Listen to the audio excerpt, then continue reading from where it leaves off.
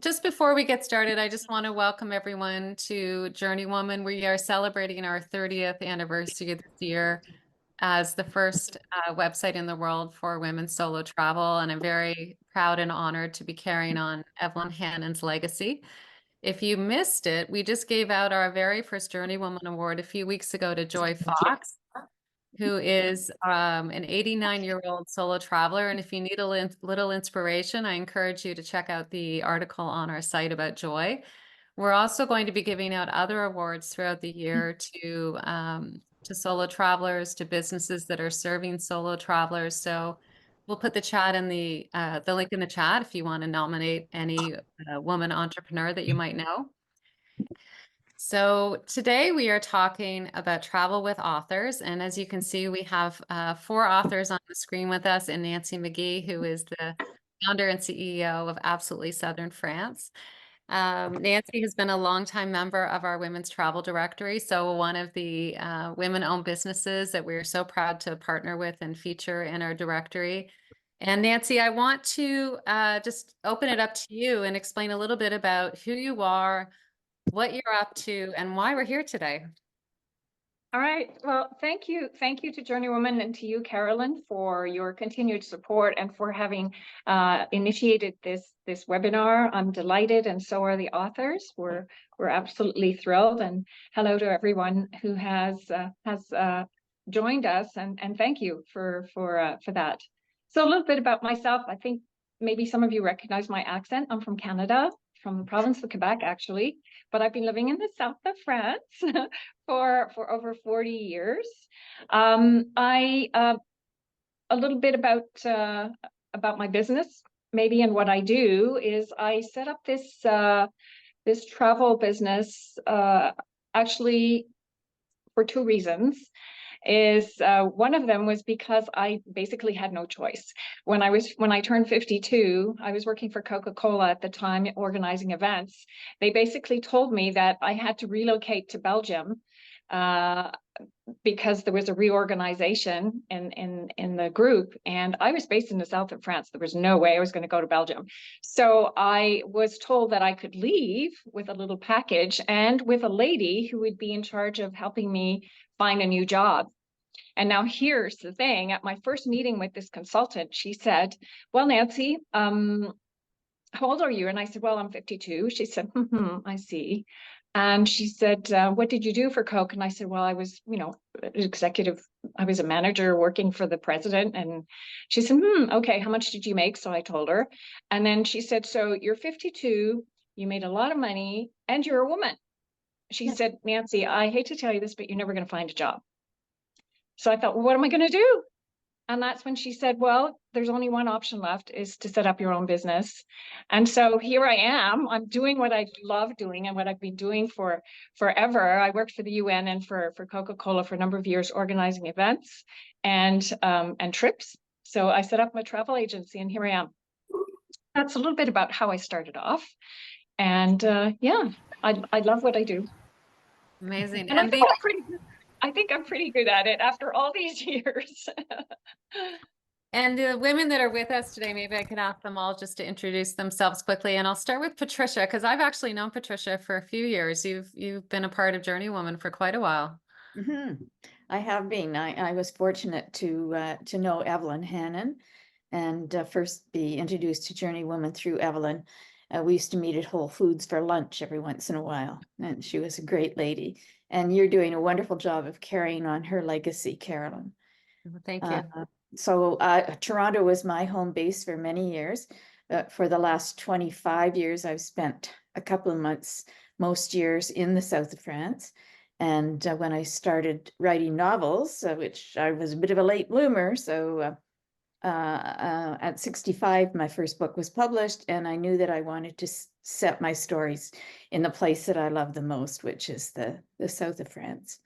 So I don't know how much you want us to say, because I could blather on for the whole. Well, you'll get it. Yeah, you'll get a chance to.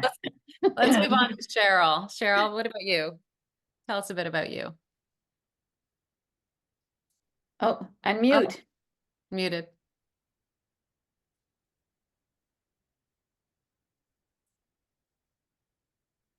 is that working now? Yeah. Yeah. Yeah. Okay, Hi, great. Cheryl. Yeah. Hi, everybody. Again. Yeah. I'm Cheryl Alters Jameson, and I'm sitting in my home in Santa Fe, New Mexico.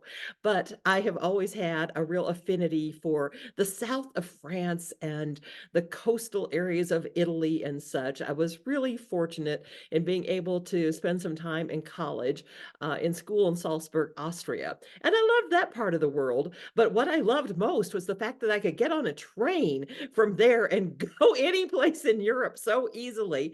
And I have to say, when I saw by train the southern coast of France, I thought, okay, I've got to be able to come back here. I have to figure out a way in life to allow this to keep happening. And I've been very fortunate in that case. I have a background actually in arts management, but I somehow segued from that. I've always loved food and I've always loved travel. And I was able to put those together into a career at some point after I left my arts management field. And at this point, I have something like, I don't know, I've lost track, but something like 20 cookbooks. And many of those were with my late husband, Bill, who died actually 9 years ago this week. So I had found myself widowed at 62. And while I had done all this travel at an earlier point in life and felt very comfortable with it, I had had many great years, 30 years of traveling, a lot with my husband and sometimes on my own still too. But all of a sudden I was faced with a whole new world of traveling on my own once again as a widow.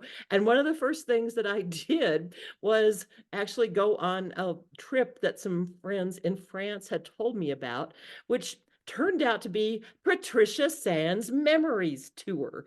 Wow. So this is how it happened. Yeah, so that's kind of, kind of a full circle thing. And, that tour isn't really, a food tour per se, but Nancy McGee sets up such good tours that I was thrilled with all the food that we were eating throughout that tour with Patricia. And of course, we were seeing and doing wonderful things, and it was a women's tour, and it was a very welcoming group, and I loved all this part of it.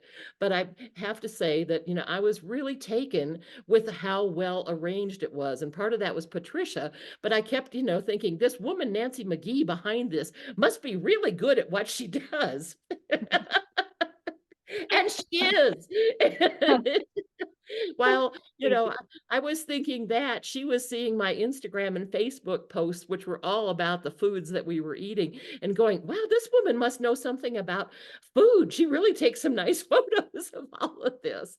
So later in the trip, we actually met up face to face, and at that point started scheming culinary tours. And I am thrilled to have this opportunity to share that with our tour groups now.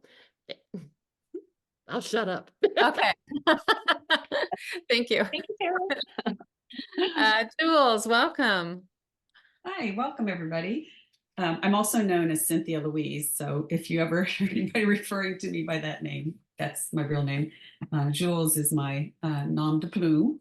I'm a historical fiction writer. I'm actually based in Ojai, California, it's very much spring here. We were talking about the weather earlier, but I've traveled a lot through the years, but last year I was helping to organize a tour for a group of descendants of the protagonist in my historical fiction.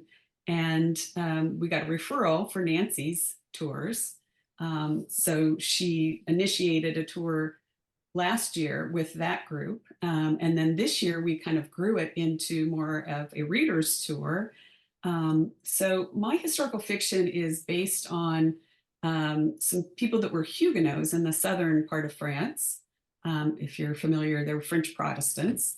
And during the era of Louis XIV, they were persecuted, and a lot of them left the country.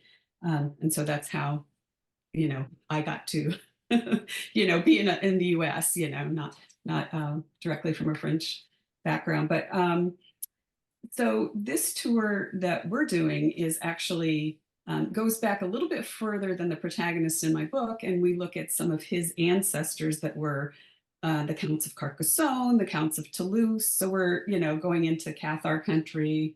Of course, the huge medieval fortress of Carcassonne is just magnificent. So it's a must see. And but we also go into the Cevennes Mountains where the protagonist of my book was from, and we'll be visiting some pretty unique places that are kind of, places that you just wouldn't normally see on a tour in the south of France. So some Awesome. kind of, Well, we'll talk more about that. yeah. Stina. Hi, everyone. I'm Hey. here in cold, chilly Calgary, Alberta. We got dumped with about 40 centimeters of snow. So I'm wrapped up nice and tight. I have a blanket on my lap and whatnot. I have written about 45 novels. In a lot of my novels, there's a consistent theme of coffee, chocolate, and travel. I started doing reader tours back in 2019, but it was actually Patricia who kind of pushed me to think beyond the simple type of reader tours that I was doing and make them more immersive with readers. And she mentioned Nancy, and I have absolutely no regrets since that day talking with Nancy. As soon as I told her what I love and what my passions are, she was like, we're going to create the best sweet tour in Paris trip that we can. So I've done 2 now with her. We have 2 or 3 more coming up, and then we have a whole bunch in 2025 as well, which I'm really excited. I write everything from sweet romance to psychological suspense and thrillers, and I'm starting to dive into the whole destination suspense thriller theme. So a lot of the places that we'll be going to on our tours will end up in my books, which I'm really excited about. Oh, that's very cool. That's very cool. So Nancy, tell us, why do you think it's important for women to do, first of all, to go to Italy and France, but also to do it in this way? And what makes this unique in your view? Well, first of all, Carolyn, I don't think I would go so far as to saying it's important for women to travel to go to France or to Italy with authors. I don't think it's important. I would say I consider these trips as being enjoyable, unique, and great opportunities for women to go on these trips and travel maybe with someone that they have never heard of before, but maybe someone that they're following, that they're reading, and or for people simply who are going to go on a trip that they would never have been able to organize themselves because they are so curated and so closely designed with the authors to have a specific theme. I think you've heard that all of the 4 authors who are here, one of them is mainly food, another one is chocolate, another one is historical tours, then Patricia's tours are to her favorite places in the south of France. So they're very specifically designed with the authors. And I think that's what I think is appealing to the audience. And that's why I think that they like these tours, that they're very interested in coming along on them. Do you want to share some highlights of, some of the places that you go to, or even the authors could share their favorite places on these trips? Yeah, there are many destinations, different destinations. I'll let them express themselves, but there are tours to different, not only the south of France, but to Paris. There's Strasbourg, Morocco, Italy. We are expanding next year to Vienna and Belgium, to Austria and Belgium. So yeah, we're expanding, and that's because my authors are asking me to expand. And in fact, I'm getting more and more authors who are contacting me because they like the concept and they would like me to design tours for them too. So if there are any authors out there listening to us, don't hesitate to reach out. If we can do something together, I'd be delighted to. So maybe, I don't know, maybe, what we could maybe do is I have a little, maybe they have a little something to say about a special or memorable experience that they've had on one of their tours. And I have one that is particularly memorable, is a tour that I was on with Cheryl when we have to rent villas usually with Cheryl because there's cooking workshops. There's a couple of cooking workshops during the week, so we need to have a house with a kitchen. And we were in Occitanie, which is in the south of France. And right next to the kitchen was a baby grand piano in the dining hall. And I had arranged to have a pianist come and perform our farewell dinner, you know, to perform and like play a little bit of background music while we were having the farewell cocktails. And this thing happened during the week before the farewell dinner is we had cooking workshops, and the ladies were on the tour were like cooking, but they were doing other things, chit-chatting, having a glass of wine, and one of them just got up and went to the baby grand piano and started performing, and it was just, and she said, yes, I'm a concert pianist, and this is my passion. And I'm going, oh my gosh, this, you know, it's wonderful. Next day we're at the cooking workshop, same place, another cooking workshop, another one gets up without saying a word, and she's also a concert pianist. I go, oh my gosh, how lucky am I to have these ladies here? And we were just like so thrilled to have them. But here's the problem is then when my poor guy arrived on the last farewell night, on the last night for the farewell dinner, I said, you know what? There's two concert pianists here. He almost laughed. He's like a little jazz crooner, you know, and he's going, oh my gosh. So anyway, that was something that really marked me, because I realized that I am so lucky to be able to travel with so many amazing women. I mean, I do give a lot because of my time and my energy and my creativity, but I get so much out of these tours because I do travel with the ladies on the tours. By the way, I design them, but I also travel more and more with them, and I really enjoy it, and I get so much out of it, and I've made a lot of good friends too along the way. So I don't know if any of the authors have little stories to say, to tell us, or things that they really particularly enjoyed, or a destination. Well, I think we probably all have great Mhm. stories to tell about every day on every tour. That's what's so fabulous about them. There's never been a bad moment.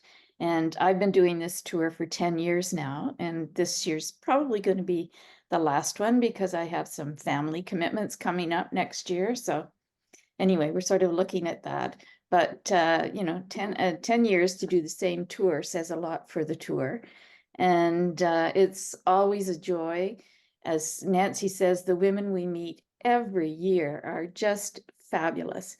And the friendships they form, not just with us, but with everybody else on the tour, is, I think, one of the best things of the travel, to see them enjoying sharing our passion for the places that we visit. It's a very special experience, and I have 11 novels that are set in the south of France. One isn't quite set in the south of France, but it does get there eventually because it has to if I write it. But it's just so much fun to hear the women talk about the places we are and to relate them to what they've read in the books. And not everybody that comes on the tour has read my books, but hopefully when they leave, they do. But it's just a joyful Sure. experience year after year. Who else would What like to? about that where we were? Unmute Am I good? now, yeah. Okay, perfect. So my last tour, we had two fun things that happened. We started off our first night. Nancy found us this amazing restaurant. It was close to the hotel. And it was probably one of the best beginnings that I've had on one of my tours. We met a lovely flirty Frenchman who was also our waiter, and he handed out roses to everyone who came on the trip. And that was just a really lovely thing to start with. And then towards the end of the trip, Nancy took us to a castle. And in the castle, we did a private session where we learned all about the in and outs of having, what's it called, Nancy? The French table etiquette. There we go. Yes. And while we did that, we were able to meet a real live count who came, and he came into the session with us, and he had champagne with us and chatted with us all. And it was one of those memory making experiences that I am never going to forget. And he was really cute too. Yes, he was. Yes, like so many Frenchmen. Yeah. Our ladies all seem to have an ability to have a good eye for the good-looking Frenchman. Mhm. Photos are often shared. Well, we're off to Italy next month, or in a month or so, Stina. We'll check out the Italian men Oh. and compare. I'm just interested in the sweets, really. I'm sure the Italian men will be lovely, but I want those sweets. Yeah, there'll be plenty of that, definitely. What about you, Cheryl? Unmute. Unmute. I was going to say, yeah, scope those Italian men out for me because I'll be there in Amalfi with Nancy in the fall. We have a couple more places in the trip available if anybody wants to join us. We'll be doing all kinds of fun food things and tableware things and all kinds of great stuff too. So I can't wait till we get to go to Amalfi. Any other special moments from previous trips? What about you, Cynthia? Yeah, I would say, part of the tour that we're doing goes into an area that is just so authentic and the people are so welcoming. I can't even begin to describe it. I mean, I've been to France many times in all different parts of France, and they're just so welcoming. And they've inspired me to think about maybe another book in the future that's more of a memoir thing from different people on the tour. That's kind of a becoming Seminole, becoming, part of their culture. So I have good memories around just the people that we met along the way. Yeah, it must be really exciting. One of the very different things about your tour is how people are connecting it to their genealogy and going back into their roots and discovering their personal history. I think that is really wonderful. Yeah, yeah. And you know what we're organizing too is we are going to bring the participants, the North American, they're Americans, they're all Americans on this tour. We're going to arrange a meeting with children at the school. And they know that they're going to be coming. So their teachers are already at this point in time preparing them for the visit of the American group of visitors. And they are going to be actually, welcoming them into their school, learning all the history about the families and how they left the Cévennes and went to the United States. And for the school, like when I'm saying in a school, this is a village that has how many inhabitants? Like maybe what, 300? Yeah, 300 or 400 full time. The rest Yeah. are vacation Can you homes. imagine what this Wow. means to this village to have these ancestors, family members coming to their village? It's a big deal. There's going to be the local press and everyone's really excited about it. This is a trip in September and they're already preparing for it. So it's meaningful. It's very meaningful, not only for the tour participants, but also for the village that is welcoming them. And that, I think, I love the exchange. I love that magic that happens when people don't know each other. They're different ages, different countries, different profiles, and then it just really is so beautiful. So you're right, the authenticity is truly there in those small villages. Great.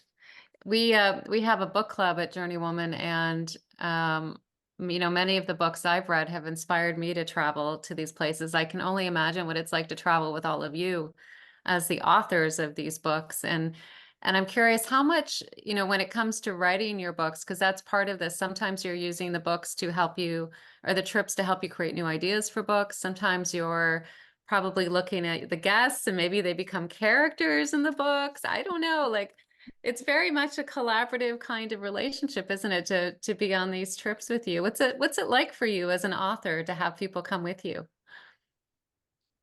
Well, Well, it's I very... love it. Go ahead, Stina. Yeah, go ahead.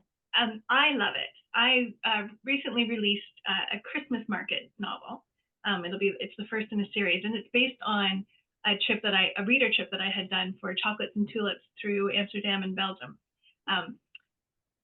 One of the special things about these trips with Nancy is those who come with me, they're able to help me create characters in my upcoming books. And we use different things that happen throughout the trip, some of their favorite memories, or things that they saw or experienced. We use those things and I put them into my novels as well. And then once they're written, and depending on how they get published, they'll get the first copies of them, which I think is really exciting. But having them help me create these characters is just, it can be based on themselves, or it can be based on someone they saw during the tour, or someone just completely fictional that they want to create. But it is so much fun. Yeah, I would think so. Yeah, Any it's other a great else? idea. Yeah, go ahead, Cheryl. Okay.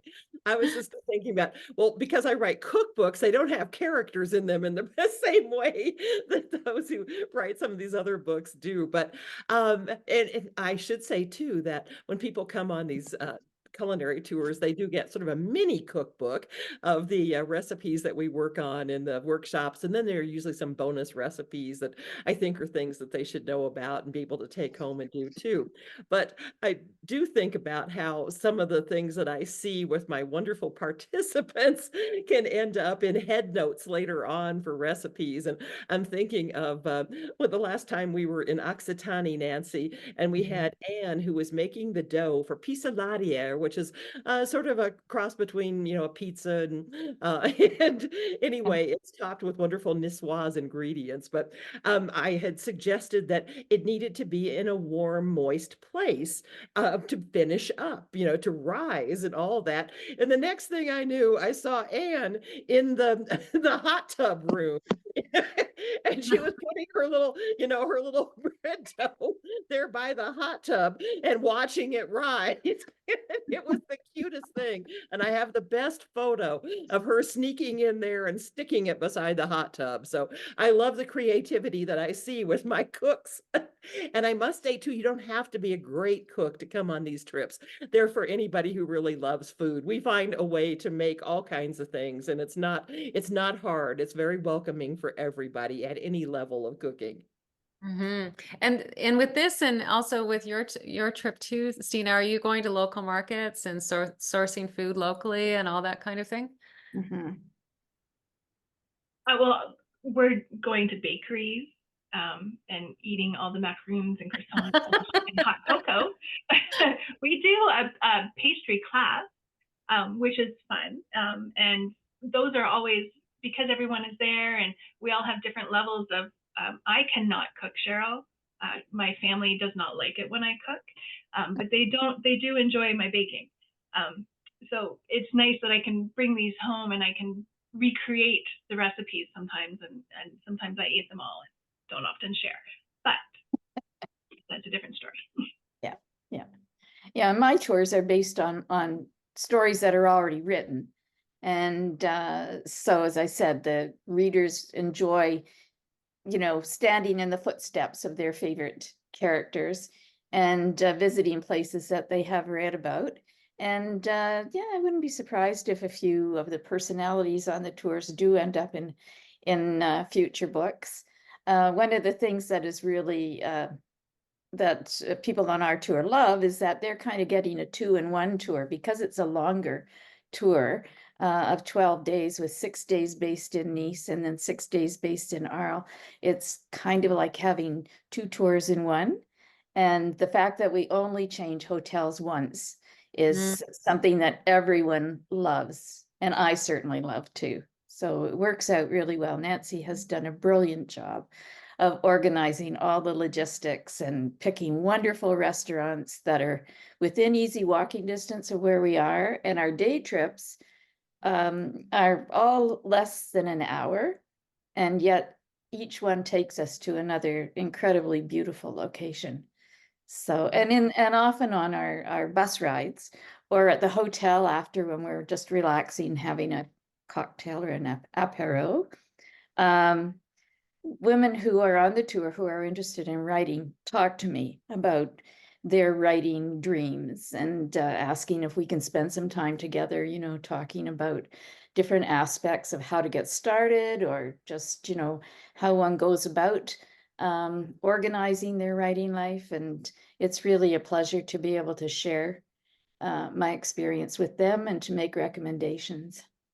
Yeah, So. I want to remind those that are here on this call with us, please do put your questions in the chat if there's anything that you'd like to ask. But I was curious, Patricia, you mentioned some of the accommodations, and I wondered if you could share, what's or maybe Nancy, what's a favorite accommodation that you have? Because I love, like, that's part of the joy of travel to me is finding a really amazing place to stay. So, definitely that's a key factor. I always target, if it's going to be in hotels, I target 4-star and boutique hotels, preferably. That means smaller size hotels. I don't work with the larger chains because my tours are usually small group tours. So we don't, we try to keep it more intimate.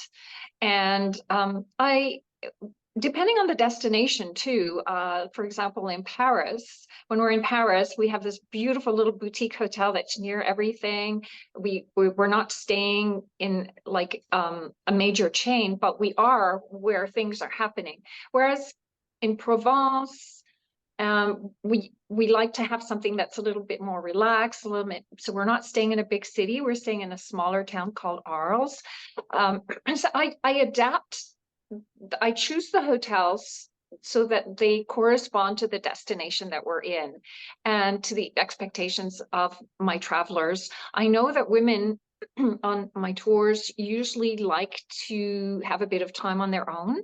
And if they're in an isolated area and they can't do anything, then it means they're stuck there in a hotel in the middle of nowhere or in a villa. So I usually like to keep it close to where something's happening where they can just step out and go for a glass of wine or do a little bit of shopping. So that's another one of the criteria that I've adopted. So yeah, I'd say 4-star boutique hotels, or if it's a villa, obviously it's going to be a villa, with a pool and, all the comfort you can get that is required to keep everyone happy and busy.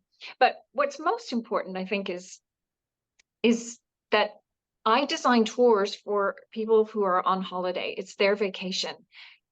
The ladies on my tours are on vacation. So I design tours with a lot of things happening in them. There's many different activities every day. And I always tell everyone, you know what? It's your vacation. You don't have to do everything. It's just, I give you all these options. And if you don't want to do them, it's nice to be able to take some time off and just relax by the pool, or just say, oh, I'm going to pass on dinner tonight. I'm feeling a little tired. So that's also something that is important, I think, is that paying attention to the participants in the tours, the guests on the tours, because that's one of the advantages to having small group tours. So I really pay attention to that. Yeah. Well, that's a great segue to my next question was, who is the right kind of woman to come on these trips? Obviously book lovers perhaps, but are there other things that, if you've never done a trip like this before, that you might want to think about before coming on it? That's a good question. Well, I'd say the tours that I design are not for 50 plus, but for 45 plus, because I know Stina's a bit younger than 50. So I'm going to say 45 plus. And my clients are mainly, North Americans.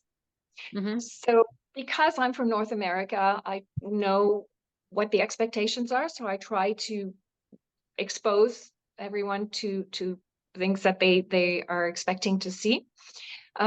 So who they designed for, 45 plus. I'd say I like to remind people this, a lot of my trips are in Europe. Europe is the old country. So the old means beautiful old buildings, historical buildings and all that, but it also means old sidewalks, cobblestones, very narrow streets. So I always tell everyone, you have to be able to walk. And you have to be able to walk to get around Europe. It's not like in Canada where sometimes I'd have to drive like half an hour to go to my neighbor's house. Everybody here walks, Mm-hmm. and comfortable walking shoes is key. So then the other question about, is it good for solo travel? You know what? I don't. For me, solo means traveling alone, because on our tours, and I think Cheryl, Stina, Cynthia and Patricia will agree, there are no solo travelers on our tours. We all become friends and relationships blossom. Memories are created. It's not solo travel. We really do travel together, and because I'm there, kind of going from one person to another, making sure everything's going smoothly, and no one's sick, or I take care of someone who's feeling a little tired, etc. I think that they all feel very very comfortable and take time to talk, to meet, to laugh, to drink, to shop, all those girly things. So yeah, it's being a solo traveler is not an issue on our tours at all. You'll blend right in. Yeah, it's From the something first that night. oh, go ahead, Patricia, sorry. Well, I was just going to say, starting from the first night, I think we all have meet and greets that first day, and everybody introduces themselves, and by the time you're finished dinner, everybody's friends. Oh, that's great. Yeah, because often what I hear with solo women is there's a little bit of anxiety at meeting new people, and even the social situations. And it sounds like with all of you involved, you just kind of ease right into everything. Very much so. Yes. Are there any other features that you want to mention that are important for solo women? We've talked a little bit about the destinations, the hotels, wearing the right footwear. I think maybe some folks who are listening in are thinking, oh, well, we have to have read the books. I think what Patricia said is something important. You don't have to have read the novels by the author. To be honest, a lot of the participants who join are maybe a little bit, well, they join for three reasons. The first one is, they're followers, they love the novels or the cookbooks, and they really want to travel with that person. The second type of person is they're kind of curious, they're kind of like, they're thinking about writing, they're interested in it, and they're thinking, oh, traveling with an author might be a good way for me to learn, but they haven't read the books, but they thinking, oh, this could be a good way to see if this is something I want to do. And then there's a third type of person that's just traveling because they're kind of, they just love the destination. Yeah. And they're thinking, oh, well, I want to go to Belgium, or I want to go to Marrakesh, or I want to go to Paris, or I want to go to the French Riviera. That I really want to go. Oh, but there's like somebody famous on the tour. Oh, well, that's a plus. Let's go. That's included. Let's go. Well, I'll take it.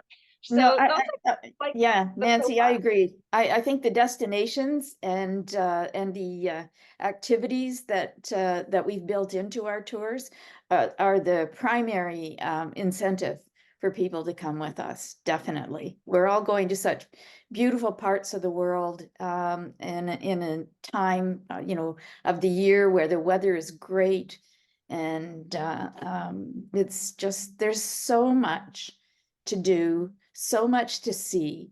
It's all so positive. They're just, every one of these tours is a joy to experience. So a lot of you are getting interested in coming with us this year. We're looking forward to it. Yeah, there's also, I think, a lot of women who haven't really perhaps stepped back into travel after the pandemic, or they've had a change in their lives. For example, we're going to be running some articles next week on widows and travel, and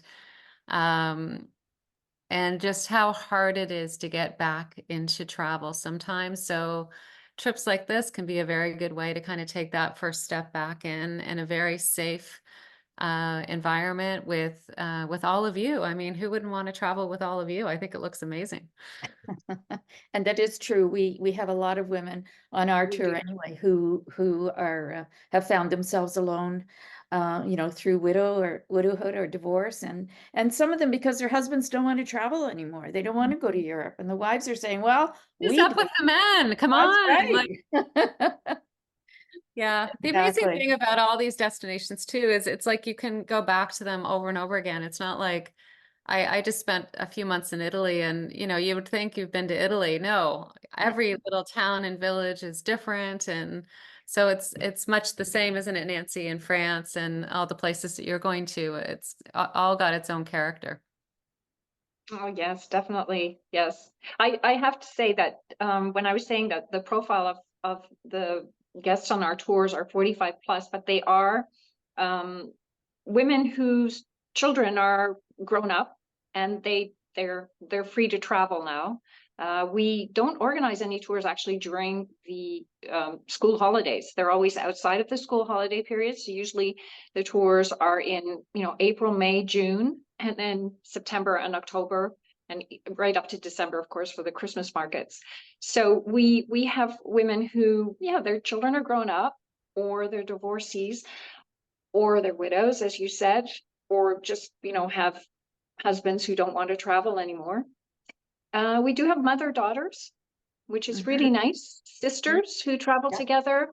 In actual fact, I have two on Stina's tour in May. There's a mother and daughter who are traveling. Her husband died a year ago, and she and her daughter have decided that it was time for them to get back to travel, and they're going to travel together. So it's going to be a beautiful bonding experience.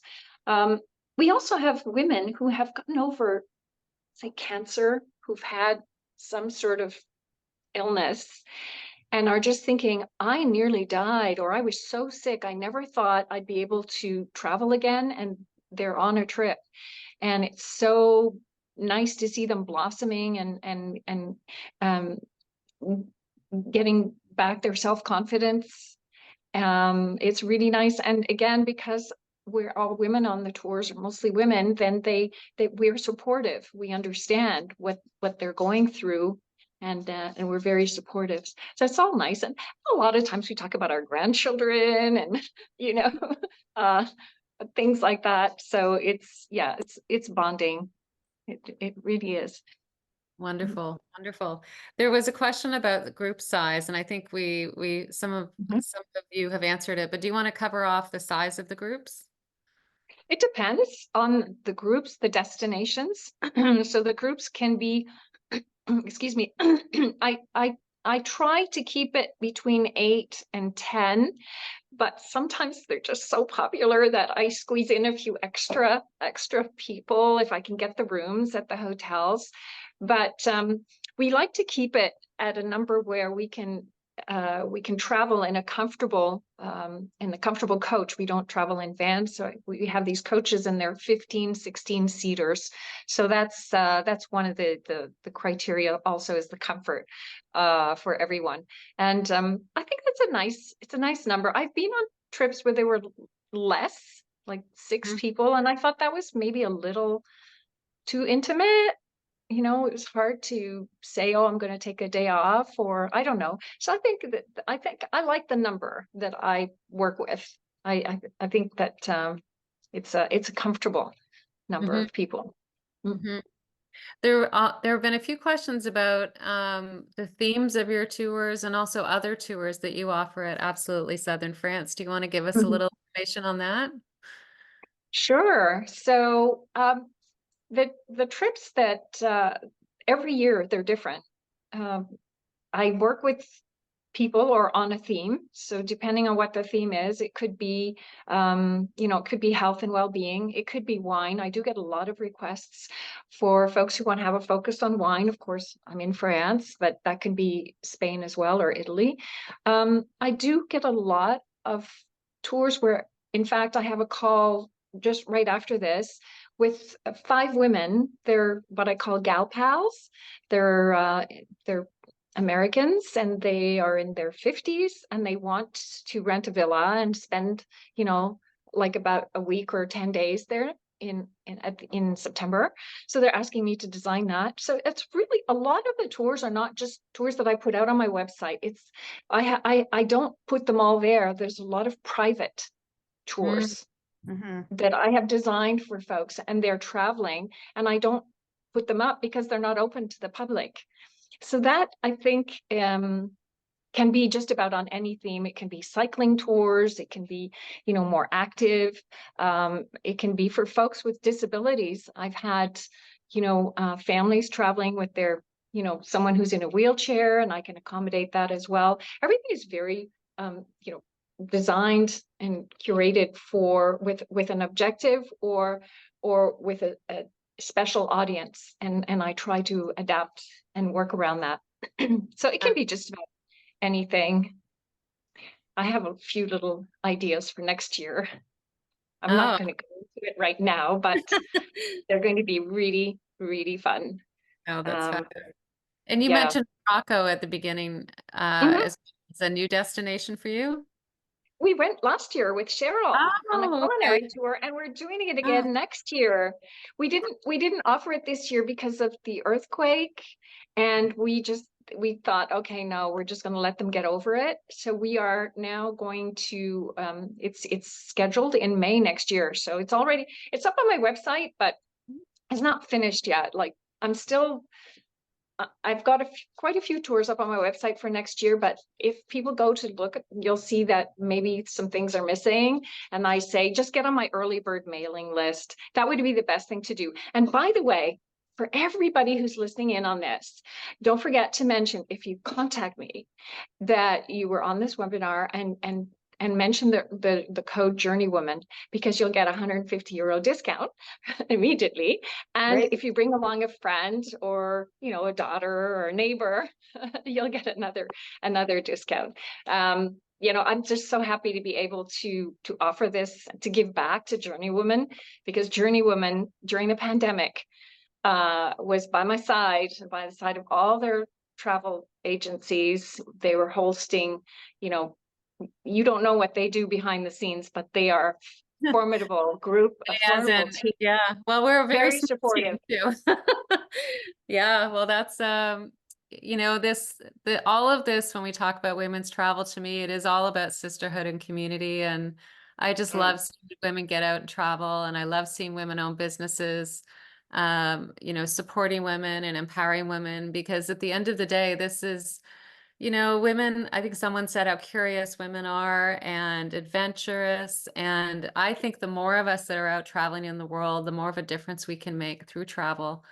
And so I'm very excited about what you're doing and everything that's happening in the world right now. It's just amazing to see women getting out there, and I think also discovering something about themselves through travel, which, you know, that's the joy of travel. That's the magic of travel. Mm-hmm. So So true. yeah. So anyways, we're coming to the end of the hour. I want to thank everyone for coming today. If you have any questions, do put them in and we'll try to answer them. And then Nancy, do you want to put your contact information in the chat? Are you able to do that, or can I do that for you? I think somebody did. Somebody did. Yeah, I'm on my cell phone right now, and I'm afraid if I touch a button on here, I'm just gonna disappear. So don't ask me to do that. But I think Esther on your team, I just saw my website pop up in a chat box. Great. But I'm afraid, does anyone have any questions? I don't know how to take questions here, because we've been taking them. We've been taking them through the chat. So the ones I've been asking have been coming from really? Oh, that's so nice. Oh, well, there you go. Yay, thank you, Esther. Good. Well, thank you. Thank you, ladies, for all coming. I'm gonna go find some chocolate in my kitchen. I think I suddenly have a craving. I don't know what brought that on, and maybe some wine. But I want to thank you all for coming, and thank you, Nancy, for, you know, kind of curating this concept and letting us travel with authors that we love. It's wonderful. It's my pleasure. My pleasure. And will you be posting our contact information afterwards, Carolyn, or is there we're going to send an email out to everyone that signed up. Yeah. That's great. And thanks everyone for joining us. It's great to see so many happy faces there. Come travel with us. Thank you. Thank you, everyone. Thanks, everyone. Thank you. Nice to see you all.